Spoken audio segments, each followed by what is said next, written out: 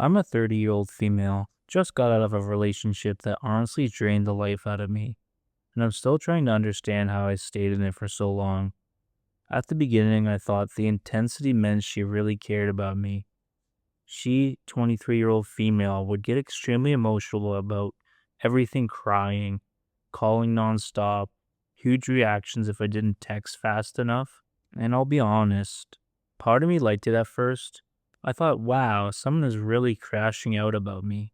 But slowly, the relationship turned into me managing her emotions 24/7. If I didn't text after work fast enough, she would call over and over again, sometimes literally 20 plus calls in a row until I picked up. If I tried to set boundaries, it would turn into hours of crying and arguing. There were also constant guilt trips. She would say things like she always came to see me instead of visiting her family, and then make me feel bad about it, even though I never asked her to do that. She changed her whole schedule to match mine, and then used the later as proof of how much she was sacrificing. Some moments were honestly just insane. One time I had booked the whole trip for us, and when things get tense, I told her she could just go with her friend instead. She had a complete meltdown at the port, threw her phone on the ground, and literally collapsed crying in public.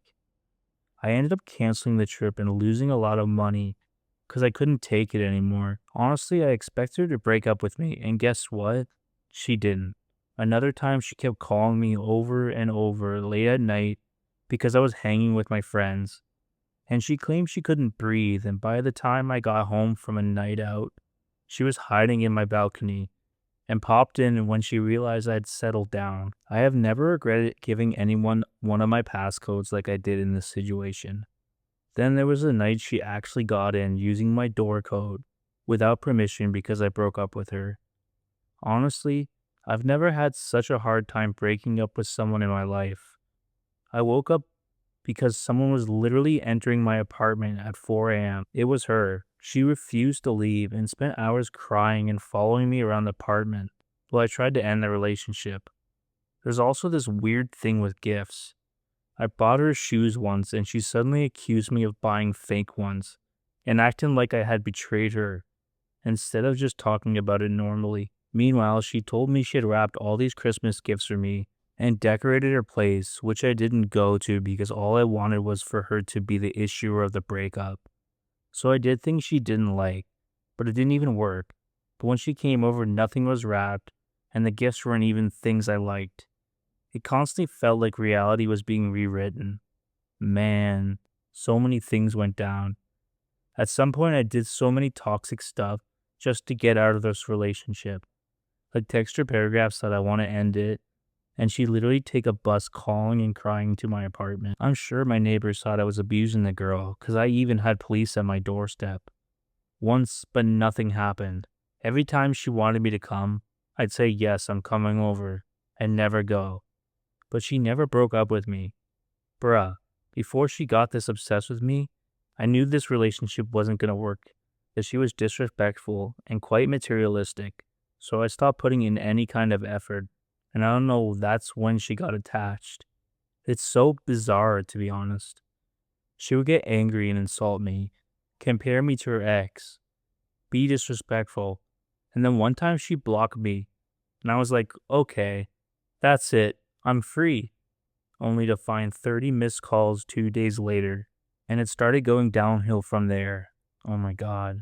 Sigh. At some point, I even started hiding the relationship from my friends because they wanted nothing to do with her, and I was too embarrassed to be with her, regardless of how physically attractive she was. Everything I did was forced. I wasn't happy a single day in that 7 month relationship. There's no depth in the relationship, no deep talks, only pressure. And here's the part that really stuck with me. Every time she left my apartment, I felt relief, like actual relief. Things finally ended. And at first the sounds felt strange because I was so used to constant emotional noise. But now something interesting is happening. I started talking to someone new, and the difference is honestly shocking. We just talk calmly. We have deep conversations without drama or pressure. And after we talk, I actually feel energized instead of drained. It made me realize how much chaos I had normalized. I thought intensity meant passion, but now peace is starting to look way more attractive. I don't ever want to forget this lesson. I mean, what can I expect from such an age? I'm just having one of those days, man. I've been disowned for around a decade by my family because I was outed as gay. That's a whole other story. But I found out a few months ago my brother passed away. And I found out from my cousin who I was secretly in contact with telling me. I thought maybe my family would look for me. I changed my social media to my whole legal name in case they would. But no, of course not. I was not mentioned at all, and was the only sibling not listed on his funeral website thing. I don't know what it's called. But my other brother, who is a convicted sexual predator, is. I've since changed all my socials back. Don't worry, it was a moment of weakness, and funnily enough, they want contact with me now. That my other brother cut them off, and my dad wants to retire, and I'm the best option to take care of them apparently. My brother passed away due to an overdose. I'm sad, but not surprised. I'll call him BG because that's what he was to me when I was a kid.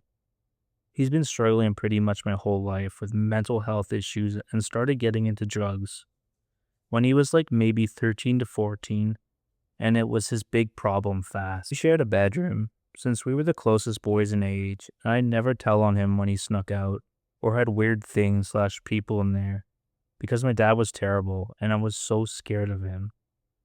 BG was the one who taught me how to fish and make ramen and toast waffles and helped me learn how to read and stood up to my bullies. I used to draw him as a superhero in crayon when I was a kid. He used to lift me up or to our kiddie basketball hoop when we were kids, and he'd kiss my boo-boos when I'd fall off my bike. In school, he always had me sit with him and his cool older friends because I was super shy. He was at one point my best friend.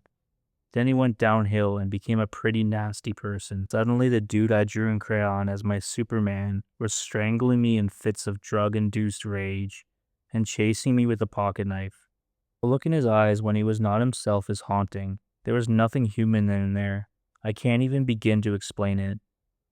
And suddenly, he hated me, and I was so afraid sleeping in the same room as him that I'd make a fake pillow of me and hide under the bed.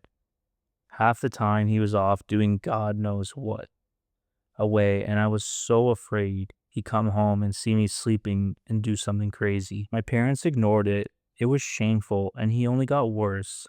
I understood that parents maybe can help a grown adult with these issues, but it started so young. What the fuck were they doing? But also, what about the teachers of friends, parents, or anyone? When I got outed and disowned, my dad threatened to kill me, and so did BG, and it's the only time I seen them bond. BG told me I better watch my back, and now that I was homeless, that I better not go anywhere near his people's areas. I don't know what that means, because he'd make sure his friends weren't welcoming, and obviously that's not how he phrased it, but that's the best way I can interpret the rambling of an addict. And that's what it is. The last thing he ever said to me was how gross I was for being gay and that he hates me. And now he's gone, and I just wonder who he could have been if he was given the help he needed, the help he deserved. If the things he said to me were things he would have felt if we were sober and medicated properly. And now I'll never know. Any advice is welcome because I'm genuinely terrified. I work in a bookstore and I generally enjoy my job, but I'm scared to clock in tomorrow after a disturbing encounter. So I was rearranging some stuff when one of my coworkers came up to me saying this guy asked to borrow a pen and paper, and he gave her the creeps. I brushed it off, and after like 10 minutes, she was at the register, and I came up to her to chat. She gave me a serious look and said, "Go in the back now. I'll tell you later." So I trusted her and went in the back, wondering what the hell happened. Minutes later, she goes in the back as well and says the creepy guy said he's in love with you and left you this. She handed me the paper and asked for with this eerie satanic looking drawing, and I can't make up what the hell it is. And right below he wrote some most ineligible text with crosses and pentagrams. I could only make up something about him being in love with me and wanting to get to know me, and something about a specific belt with crosses that I do have, but I wasn't wearing it today. So obviously, he's been watching me on more occasions. Also, I could make up Queen and Flames and Te quiero para siempre.